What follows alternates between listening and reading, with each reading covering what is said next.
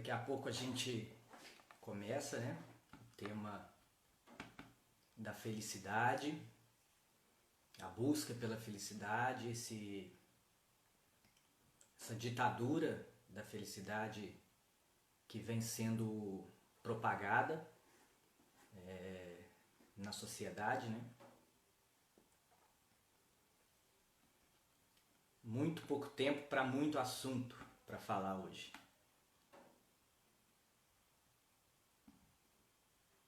A gente hoje vai fazer um percurso, né? Buscar compreender o que é a felicidade, fazer um paralelo entre felicidade e sofrimento, né? E depois nós vamos encerrar, concluir, tentando compreender se é possível viver essa ditadura da felicidade, se é possível a gente viver feliz o tempo todo como a ditadura da felicidade propõe, como a sociedade exige muitas vezes de nós. Boa noite, Lili, boa noite, Érica, boa noite, Igor, Cristiano, boa noite.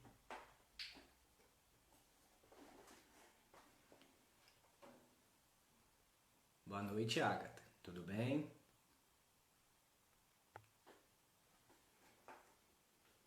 Aí, lá vem a Érica.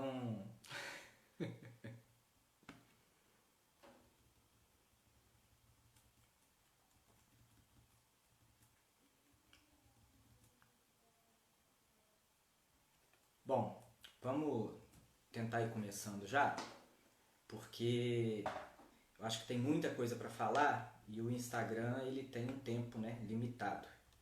Pode ser que a gente não consiga completar o tema se a gente ficar protelando para começar hoje. Então, um tema eu acho muito pertinente para o tempo atual, para os dias atuais e para a sociedade que a gente está, né, inserido. A ditadura da felicidade e como subtema você não tem que ser feliz o tempo todo, né? Você não tem necessariamente que estar feliz o tempo todo. Então o que é felicidade para a gente começar? Primeiro que felicidade é algo inerente a todo ser humano, que todo ser humano busca, que todo ser humano almeja, né? Quem de nós aqui não busca e não tenta ser feliz, né? E desde os primórdios da humanidade, o ser humano tenta compreender o que é essa felicidade, como ser feliz. Aristóteles ele vai dizer que a felicidade não se encontra nos bens exteriores, né? E aí a gente já começa a perceber que ele é contra essa ideia atual de materialismo. Quanto mais se tem, mais feliz pode-se ser, né? Então ele vai romper um pouco com essa ideia. O Freud também ele vai dizer que a felicidade é um problema individual e que nenhum conselho seria válido para tornar alguém feliz. Cada um, né, ele diz, deve procurar por si mesmo tornar-se feliz. Então ele vai trazer para a gente a felicidade como uma ideia subjetiva, como um produto subjetivo. Ou seja, mais uma vez fica claro que felicidade é algo interno e próprio do indivíduo. Não existe fórmula. Hoje em dia, e aí a gente já entra também na questão de como surgiu a ideia desse tema, né, para essa live. A ideia surgiu a partir do momento que eu comecei a observar movimentos que dizem que se você pensar positivo, tudo vai dar certo. Mas se você está triste, é porque você pensa muito negativo. E isso é muito fácil de ser propagado pela ideia positiva que essa mensagem traz. mas na prática isso é muito mais complexo por conta de outros fatores. A felicidade ela não está no simples fato de você pensar positivo, ou na simples ideia de que se você for mais grato ao universo, a Deus, às coisas, de alguma forma você se tornaria automaticamente mais feliz. Né? Isso é uma ideia ilusória. Né? Por quê? Porque a felicidade tem a ver com questões internas, subjetivas e que diz respeito a cada indivíduo em particular. Então não é simplesmente um pensamento que vai tornar o outro feliz. O que é felicidade para mim não é felicidade para uma outra pessoa. Um exercício, por exemplo, é você que assiste agora pensar o que é felicidade para você. Né? Eu tenho certeza que ninguém vai pensar a felicidade como algo igual. Ninguém vai pensar a mesma coisa como definição de felicidade. Porque a felicidade é algo subjetivo. Né? E hoje a gente vê, né, nessa lógica mercadológica, um comércio quase transformando a felicidade num produto. Então, se você fizer tal coisa, você se torna feliz. Se você alcançar tal objetivo, aí você vai ser feliz. E isso, na verdade, é uma mentira. Né? É uma falácia vamos dizer assim, da sociedade capitalista atual. Né? Então, desde os primórdios da sociedade, a felicidade foi buscada, a felicidade foi, de alguma forma, pensada. Né? Desde Aristóteles, desde os filósofos gregos até o mundo contemporâneo, existem pessoas buscando, estudando e compreendendo nas suas diversas perspectivas o que é a felicidade. Né? Tanto é que em um determinado momento da sociedade criou-se a ideia, e aqui eu não entro no mérito de ser verdade ou não ser verdade, isso diz respeito a cada pessoa, criou-se a ideia de um céu onde as pessoas viveriam plenamente, as pessoas não sofreriam mais, não haveria choro, não haveria lágrimas, né? Visando a ideia de felicidade plena, de completude. As pessoas seriam completas nesse céu. Né? E que na realidade essa ideia, se a gente for aplicá-la na vida, aqui, nesse mundo aqui agora, ela não passa de um delírio coletivo. A felicidade plena não existe. Né? Ninguém é 100% feliz o tempo todo. Ninguém está feliz a todo momento. Isso é impossível. Né? E aí Freud, mais uma vez citando Freud vai trazer para a gente em Mal-Estar da Civilização, no livro dele, nos escritos dele, né? Que na realidade a felicidade pro ser humano seria a busca pela realização dos desejos. Né? Desde o nosso nascimento até a nossa morte, nós buscaríamos realizar nossos desejos inconscientes e inatos. Né? Então, um exemplo disso é, por exemplo, o bebê que quando nasce busca realizar o desejo de contato, de ser reconhecido pelo mundo externo através do seio, através da sucção do seio materno. Né? Então ele busca satisfazer o seu desejo sugando o seio materno e se alimentando. Né? O que a gente vai chamar, o que Freud vai identificar como fase oral do desenvolvimento psicossexual dos seres humanos. Né? E o que significa isso? Significa que no decorrer da nossa vida nós vamos mudando a forma como vamos buscar satisfazer os nossos desejos, né? Só que aí Freud também, no mesmo texto, O Mal-Estar da Civilização, ele vai dizer que aí nós temos um problema, né? Que é a impossibilidade de realização de todos os desejos. E essa impossibilidade se dá pela cultura, né? Nós não podemos, por exemplo, sair fazendo o que queremos a todo custo e a todo momento, né? E Freud vai pautar mais uma vez que, para amenizar a angústia de não podermos realizar o desejo e assim sermos felizes, nós acabamos por criar, vou chamar aqui de válvulas de escape, para de alguma forma satisfazer uma porcentagem desse desejo, né? Então, vamos dizer que eu deseje matar alguém. E aí a sociedade entra e diz, não, mas matar é crime. Você não pode matar.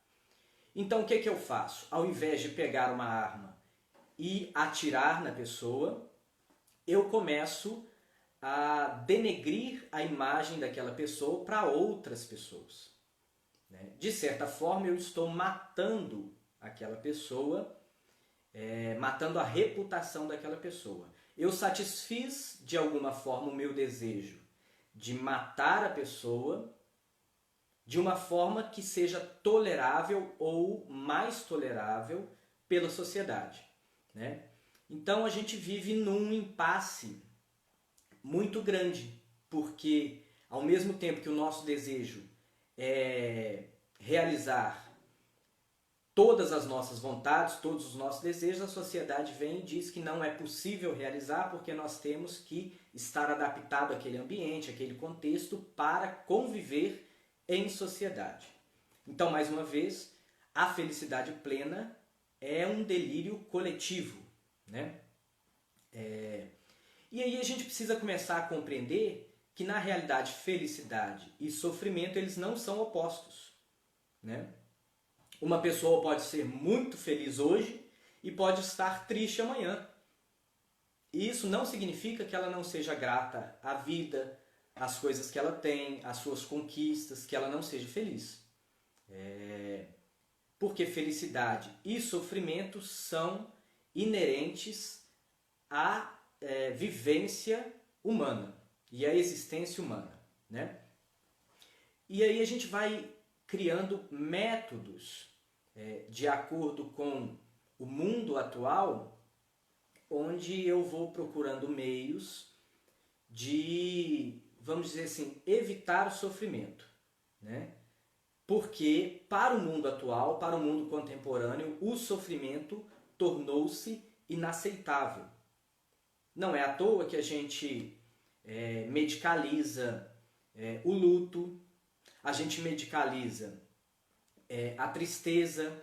E aqui eu não estou dizendo, por exemplo, de uma tristeza patológica, de um luto patológico, mas eu estou dizendo de um processo de luto normal, de uma tristeza normal.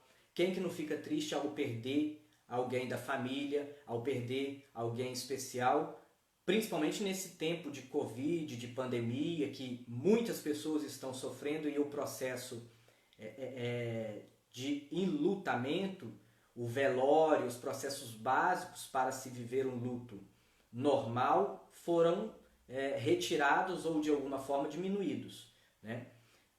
O que eu estou dizendo aqui é que muitas vezes tem se medicalizado processos de luto normal, processos de tristeza normais, e que seria desnecessário a medicalização ou a patologização, né? Esse é o ponto. O que nós não podemos fazer é medicar a tristeza como se toda tristeza fosse patológica e medicar o luto como se todo luto fosse patológico. Isso não pode acontecer, né? Porque ao evitar o sofrimento, ao evitar a tristeza, nós acabamos por sofrer ainda mais. Ao evitar a tristeza, eu me angustio, porque eu vejo que não é possível evitar a tristeza. Vamos pensar, por exemplo, alguém alguém que viveu a perda de alguém durante a pandemia, a perda de um parente durante a pandemia e foi medicalizado para que ela não sofresse o impacto dessa perda. Ela vai sustentar, vamos dizer assim, esse falso bem-estar enquanto durar a sensação e o efeito dos medicamentos, dos remédios, dos antidepressivos. Quando for retirado esse efeito, vai vir à tona todo aquele sofrimento que ela não viveu no momento certo. Então, ela mais uma vez vai se angustiar porque percebe ou vai vir a perceber que não é capaz de evitar o sofrimento. Como eu disse, o sofrimento é inerente à condição humana. Todo ser humano sofre e todo ser humano vai sofrer algum dia. Né? Eu duvido que alguém aqui ainda não tenha sofrido, mas todo ser humano vai sofrer algum dia. Espera aí, Samuel, deixa eu ler. Então, no final das contas, o correto seria viver de forma a evitar prejuízos na vida, sendo prudente. Eu não sei se o jeito correto. É muito difícil a gente falar de um jeito correto. Né? Quem define o jeito correto de se viver é o próprio sujeito. Eu não diria que o jeito correto de se viver seria de evitar os prejuízos na vida, mas seria, para mim, Adriano, o jeito correto de se viver é arcar, inclusive, com os prejuízos. Né? Arcar, inclusive, com as consequências das nossas escolhas. Porque a felicidade está muito relacionada com a nossa própria escolha, né? Com aquilo que a gente define como felicidade e se a gente está disposto a bancar as consequências das nossas escolhas para ser feliz. Né? E aí, com perdão da palavra, mas a gente muitas vezes vai precisar mandar a sociedade se lascar, as pessoas se lascarem para que a gente seja feliz. E isso tem um preço. Né? E a gente precisa, de alguma forma, sustentar e bancar o preço dessa decisão de ser feliz. Ser feliz é uma decisão pessoal. Né? E a gente não pode basear a felicidade no que o outro diz da felicidade. Porque felicidade é uma experiência própria e individual de cada sujeito. Como eu disse, a felicidade é algo subjetivo. Né? E aí o que a gente vê hoje é uma visão mercadológica da felicidade, onde se vende cursos para ser feliz, onde nós temos treinamento para ser feliz, onde existem profissionais que vão dizer que a felicidade está em adquirir coisas, em ter coisas, em ser algo, e a felicidade está muito para além disso. Eu posso ser milionário, ter tudo, ter uma família perfeita e ser infeliz. Um exemplo disso é o número de pessoas ricas diagnosticadas com depressão. Né? E, em contraponto, um número de pessoas que talvez vivam mais humildemente, e aqui eu não estou dizendo de miséria, porque isso existe, isso também vai influenciar um pouco nessa perspectiva, acaba influenciando, né? Nessa perspectiva da felicidade. Uma porcentagem de pessoas que vivem com o necessário, com o básico e são extremamente felizes. Né? Então a felicidade não está no ter, no ser, mas é algo, mais uma vez, subjetivo. Exatamente, Samuel. Ser feliz requer coragem. Né? É bancar aquilo que se escolhe fazer e ser para, de alguma forma, tentar ser feliz. E isso não significa que você vai conseguir ser feliz. Porque se a gente for pela perspectiva do Freud, a gente vai ser feliz até a realização daquele desejo. Quando a gente realizar aquele desejo, a gente vai se deparar com angústia. Se deparando com angústia, a gente vai cair, mais uma vez, num processo de infelicidade, de incompletude, de finitude. E aí a gente vai ter que buscar um outro desejo para a realização e a gente vive nesse ciclo. Né? De frustrar-se, realizar desejo, frustrar-se, realizar desejo, incompletude, completude, incompletude, completude. Voltando de novo no exemplo que eu dei logo no início, com o bebê, né, com o recém-nascido, para entender essa questão da completude, incompletude, felicidade e infelicidade. O bebê, quando não está satisfeito, quando ele está infeliz ou quando ele está com fome, ele chora, e aí a mãe vem e amamenta esse bebê. E esse bebê se sente completo, realizado, feliz por ter sido correspondido, né? Mas pouco tempo depois esse bebê volta a chorar porque ele já se sente novamente incompleto, ele já se sente novamente com fome. A nossa vida é esse ciclo. A gente ora vai estar feliz, ora vai estar incompleto. Isso não significa que a gente não tenha gratidão, não tenha felicidade, como prega alguns movimentos que estão surgindo por aí, dizendo que você precisa exercitar a gratidão a todo custo, inclusive se você estiver passando fome, porque através da gratidão você vai se tornar feliz. Uma mentira, né? E como muitas vezes a gente prega nas redes sociais, né? Ninguém posta tristeza, por exemplo, no Instagram, ninguém posta um dia triste, um dia que foi terrível, no Instagram dizendo, olha, hoje minha vida foi uma merda. Ninguém diz isso. A gente posta os melhores momentos, a gente posta uma viagem, a gente posta uma festa, a gente posta o dia que a gente está se sentindo bem, a gente posta o dia que a gente está feliz. Né? Por isso também que a gente não pode pautar a nossa felicidade, como muitas vezes ocorre, naquilo que o outro posta. Né? A gente está vivendo um período aí de muita tecnologia, em que a pessoa posta felicidade e aí eu me acho infeliz por não estar como aquela pessoa postou ou por não ter aquilo que aquela pessoa postou que tem ou por não poder fazer a viagem que aquela pessoa está fazendo. E aí eu me julgo mais infeliz. Né? Deixa eu ler mais uma vez, Samuel. Imagino que as pessoas que podem dizer são realmente felizes. Não, como é que é? Imagino que as pessoas que podem dizer são realmente felizes são aquelas que não têm medo da morte, pois sabem que é um processo natural e inevitável à vida. É uma boa constatação. Realmente, a pessoa que vive a vida, como se fosse algo grandioso e que de alguma forma compreende, eu não diria nem não tem medo da morte, mas que compreende que a morte é algo inerente a todo ser humano, ela vive de alguma forma mais suavemente essa vida e mais feliz. Lili, vou seguindo feliz mesmo com prejuízo. Esse é o segredo, né? É mesmo a gente muitas vezes tendo que passar por processos ruins, por processos dolorosos, a gente acaba sendo feliz em algum momento. Então é essa balança, né? Ora feliz, ora triste, essa é a vida. Um não anula o outro. Né? Como lidar com a infelicidade de um modo que não afete a saúde mental? Tá, vou responder, vou chegar nesse ponto ainda. Vou falar um pouquinho daqui a pouco. Então essa ideia voltando um pouco, essa ideia de que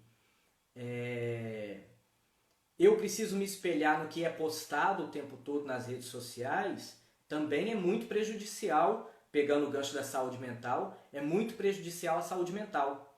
Porque, como eu disse no início, felicidade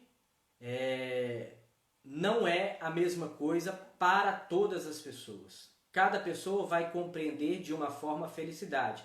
E se eu começo a pautar felicidade naquilo que o outro posta, eu nunca vou ser feliz, porque talvez aquilo não faça sentido para mim verdadeiramente. Talvez aquilo não tenha nada a ver com a felicidade e com a minha compreensão de felicidade.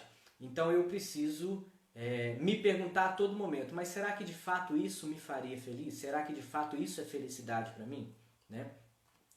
E mais uma vez a gente volta para essa ideia de felicidade e a lógica medicalizante da sociedade atual, que medicaliza e anula todo o sofrimento. Isso se torna o pior com essa ideia agora desse imperativo social e cultural de que eu preciso ser feliz, eu preciso estar feliz, eu preciso ser grato o tempo todo, né? Isso não é possível, sustentar essa ideia o tempo todo. Ninguém acorda feliz o tempo todo e todos os dias. Muitas vezes a gente vai acordar triste e isso é um processo natural e nós precisamos começar a aceitar essa ideia de que a tristeza é algo normal, é algo natural e aceitável e que nós precisamos tolerar de certa forma a tristeza, né? Deixa eu só tomar uma água.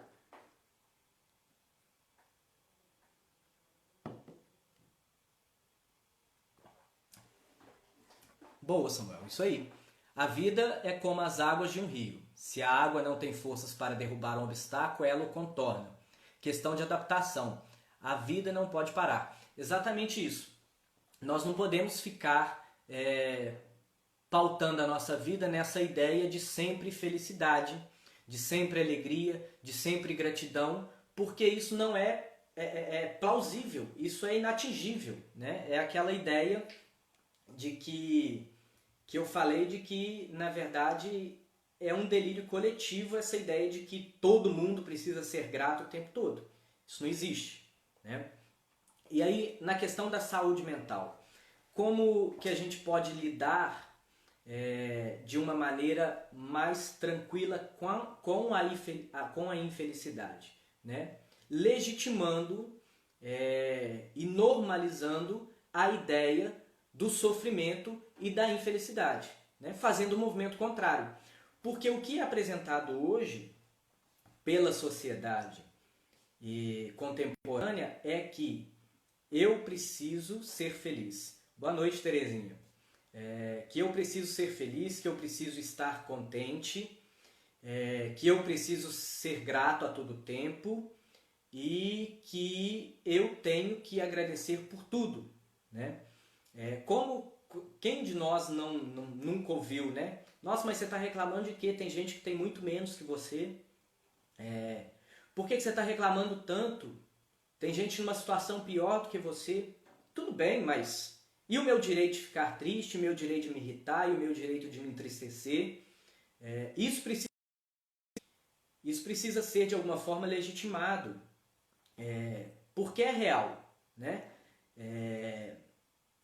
Eu costumo dizer que cada um, na verdade, pesquisas mostram que cada um tem um limiar de dor, um limiar de tolerância à frustração, um limiar de tolerância à incapacidade e à infelicidade. Então, por exemplo, o que pode não afetar outra pessoa pode me afetar profundamente. E a gente tem que parar com essa ideia de que o sofrimento do outro é menor ou maior do que o meu. O sofrimento diz respeito àquele indivíduo. E cada indivíduo vai dizer o grau e a intensidade do seu sofrimento. Ninguém pode dizer o quanto o outro sofre ou o quanto o outro deixou de sofrer. Então a saúde mental vai estar vai girar em torno disso. Eu vou ter saúde mental no contexto da felicidade a partir do momento que eu perceber que eu serei alguns dias feliz e outros dias nem tão feliz. E que eu terei dias ruins e outros dias bons, né? E perceber que isso não faz de mim pior ou melhor que o outro, mas que isso faz de mim um ser único, individual, um ser capaz de viver e de encarar e de reagir às circunstâncias da vida, independente da forma que for, né? Então, o tema da felicidade, mais uma vez, só para ficar muito claro isso, ele está intimamente ligado ao indivíduo e não a uma ideia coletiva de felicidade. A gente pode até se alegrar junto com o outro, numa festa, por exemplo, mas será que de fato a alegria desse momento é felicidade? Né? Isso é um questionamento que a gente também deve pensar, fazer, refletir. Muitas vezes não é felicidade isso. Isso é alegria daquele momento. Porque a felicidade, ela é interna, ela é produto inconsciente, ela é produto subjetivo e que eu preciso, de alguma forma, buscar compreender. Bom, dito isso, é importante dizer que a psicanálise, ela busca exatamente isso. Fazer com que o sujeito não retire o sofrimento por si só. Porque muitas vezes a psicanálise é incompreendida por esse ponto também, porque muitas vezes o sofrimento é o que sustenta esse sujeito e é o que mantém o sujeito como ele é. Né? Vou dar um exemplo aqui muito assim, drástico, só para a gente compreender um pouco. Tem quadros de delírio e de alucinação em que, se eu tiro o delírio do sujeito e trago ele para a realidade, o quadro desse sujeito piora, agrava. Porque o que mantém esse sujeito inserido parcialmente, vamos dizer assim, na cultura e de alguma forma tolerável para ele mesmo, é aquele delírio. Né? Então, o que nós precisamos compreender é que a psicanálise não busca a cura do sintoma ou a cura do problema. Ela busca com que o indivíduo compreenda o problema, tenha consciência do seu problema e, de alguma forma, sustente o seu problema e o preço que esse problema tem na sociedade. Né? E aí, um caso ou outro, óbvio, se for possível, e se de alguma forma aquele sujeito está, de certa forma, vamos dizer, sendo afetado por esse sintoma que o torna incapaz de produzir, incapaz de conviver, incapaz de viver, aí é um outro assunto.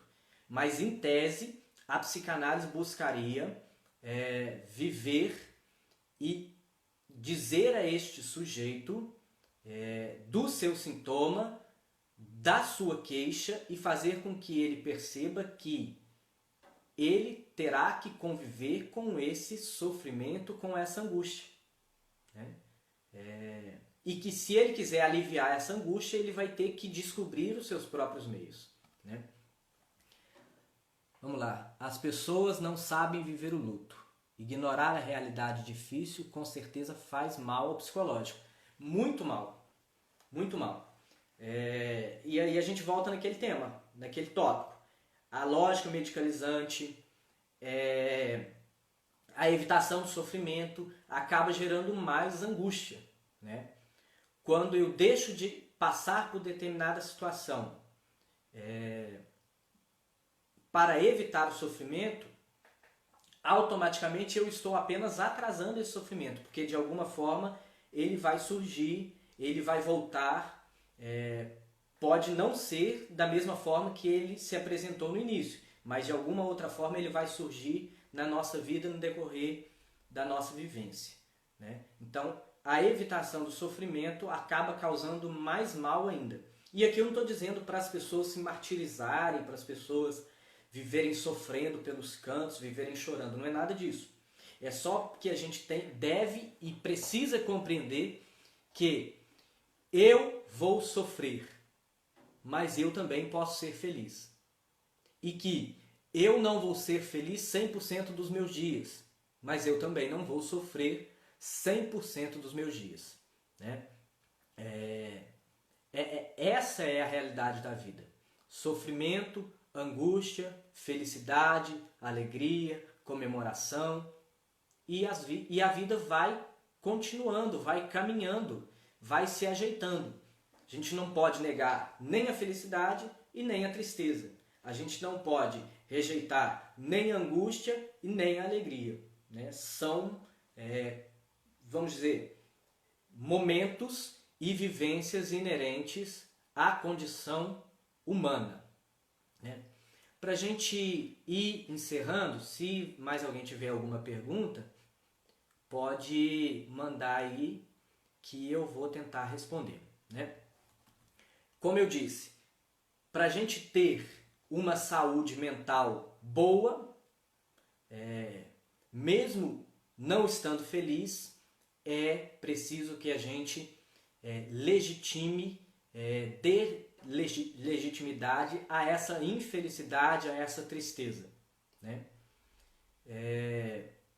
Há poucos minutos eu falei, quantos de nós não subjugamos o outro pelo simples fato de acharmos que ele não tem o direito de sofrer, ou de acharmos que ele reclama demais, que tem gente pior do que ele, que tem gente sofrendo mais do que ele. Tudo bem, pode ter, mas o sofrimento para aquele indivíduo é único, né? O sofrimento para aquele ser é o sofrimento dele, diz respeito a ele, ele vai ter que lidar com aquele sofrimento, ele vai ter que bancar aquele sofrimento e ele vai ter que elaborar aquele sofrimento. E aí, muitas vezes, quando a pessoa não consegue elaborar aquele sofrimento, ela vai procurar ajuda de um especialista, de um psicólogo, de um psicanalista, de um terapeuta, e ela vai tentar, naquele processo de análise, de psicoterapia, elaborar aquele sintoma e aquele sofrimento que ela não consegue dar conta. Aí está o serviço da psicologia e o serviço da psicanálise, né? Então, viver é sofrer. A gente precisa legitimar isso. Todo indivíduo tem o direito de estar triste, todo indivíduo tem o direito de não acordar bem, todo indivíduo tem o direito de estar descontente com algum ponto da sua vida. E isso não faz dele um ingrato, isso não faz dele uma pessoa infeliz patologicamente falando, né?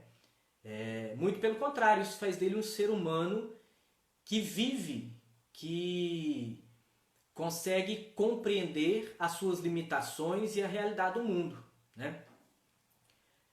Vamos lá, deixa eu pegar a mensagem aqui do Samuel. Você saberia falar sobre as reflexões do Victor a respeito desse assunto? Samuel, eu vou ficar te devendo. Eu não sei o que ele traz a respeito da felicidade, mas eu vou pesquisar e prometo para você que eu faço uma publicação e uma postagem aqui no Instagram relacionando as reflexões dele com a psicanálise. Vou tentar fazer isso essa semana, prometo, tá?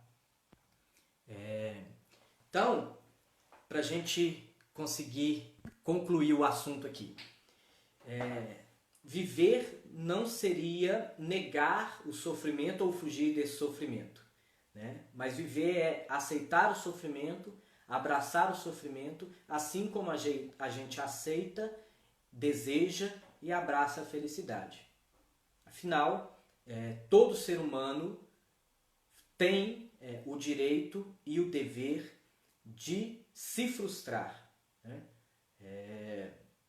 O Winnicott, ele é um teórico, né, da psicologia e das teorias psicodinâmicas.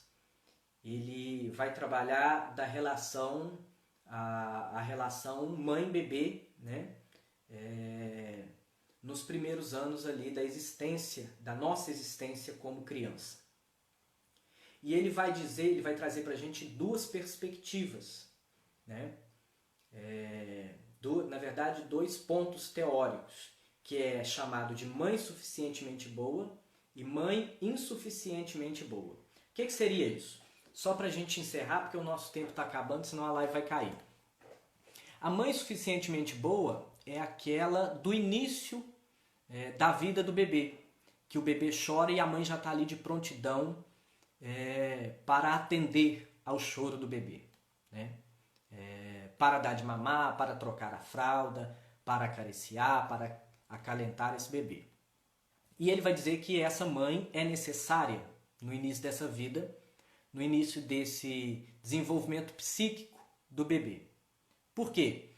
Porque o bebê naquele momento ele precisa criar a consciência do seu próprio corpo, do seu próprio psiquismo, e é através desse cuidado, desse contato, desse embalar da mãe, desse pegar no colo, que o bebê vai tomando consciência de si mesmo. No decorrer desse desenvolvimento, ele vai pautar e vai apresentar para nós a mãe insuficientemente boa, que seria aquele momento quando a mãe precisa já voltar a fazer outras coisas, precisa trabalhar, precisa realizar as tarefas de casa e acaba não correspondendo ao chamado, ao anseio desse bebê no momento que ele pede. Então, por exemplo, o bebê chora e a mãe já não atende, não corresponde no momento que ele chora. Ele chora um pouquinho a mais, ele passa um tempo a mais de fralda com cocô, e de alguma forma ele é parcialmente frustrado por essa mãe por não ser correspondido no tempo que ele quer, né? E aí o Winnicott vai dizer que isso é extremamente necessário para o desenvolvimento do psiquismo do bebê, porque é aqui que se forma o limiar de tolerância à frustração de todos nós indivíduos, né? Então, se nós temos uma mãe que é somente suficientemente boa, nós vamos ter um adulto que não tolera a frustração, né? Se nós temos uma mãe que supre tudo que o bebê quer o tempo todo, nós vamos ter um indivíduo que não vai tolerar ser frustrado quando adulto. E automaticamente a gente pode relacionar isso a um indivíduo que não vai tolerar a infelicidade. Porque o que é a infelicidade? De certa forma, incompletude e a inconquista de algo que se almeja, de algo, da realização de um desejo, como diz Freud lá em Mal-Estar da Civilização. Então, ao falar que o bebê ou o adulto é intolerável à frustração, nós estamos dizendo que ele tem pouca perspectiva de enxergar momentos de felicidade em sua vida, porque os momentos frustrantes, tristes, vão ter um maior teor, né? Por que eu trouxe esse exemplo? Justamente para elucidar que a felicidade tem muito a ver com a nossa própria capacidade de tolerar a frustração, de não realização dos nossos desejos, né? Por isso que o sofrimento de um nunca vai ser igual ao do outro. E que a forma como eu lido com o meu sofrimento, com a minha angústia, com a minha tristeza, com a minha dor, na vida adulta, está muito mais ligado a como eu fui criado, a como eu fui educado na minha infância, do que com simplesmente a minha própria construção no decorrer da minha vida adulta, né? Então é importante a gente ter isso claro na nossa cabeça. A infelicidade é inerente, a tristeza é inerente, o sofrimento é inerente, mas é possível ser feliz sem essa ideia de medicalização, essa ideia de uma felicidade glamurosa pregada pelas redes sociais. Esse tipo de felicidade é inatingível. Mas a felicidade real, concreta, ela é possível. A partir do momento que eu identifico o que é felicidade para mim e o que me torna feliz e aceito que eu não vou ser feliz o tempo todo e nem todos os dias. Bom, acho que a gente pode encerrar por aqui. Ninguém tem mais perguntas, né, pelo jeito.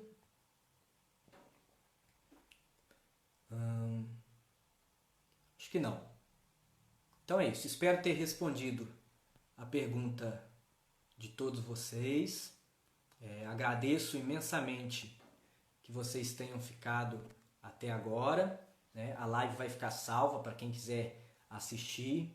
Peço que vocês curtam, compartilhem essa live com outras pessoas que de alguma forma precisam compreender e entender a felicidade ou a infelicidade, e que de alguma forma essa live possa ajudar, né, algumas pessoas, possam ajudar de alguma forma as pessoas a lidarem com o sofrimento, com a felicidade. Valeu, Igor. Obrigado, Manu. Que também sou seu fã. Obrigado. Valeu, Samuel, pela presença. Breve a gente vai ter mais lives aí, com mais pessoas participando também. Obrigado, Terezinha. Grande abraço, boa noite para todos e, de alguma forma, na medida do possível, sejam felizes, tá? Sejam felizes, principalmente no mundo atual que nós estamos vivendo, nesse mundo pandêmico.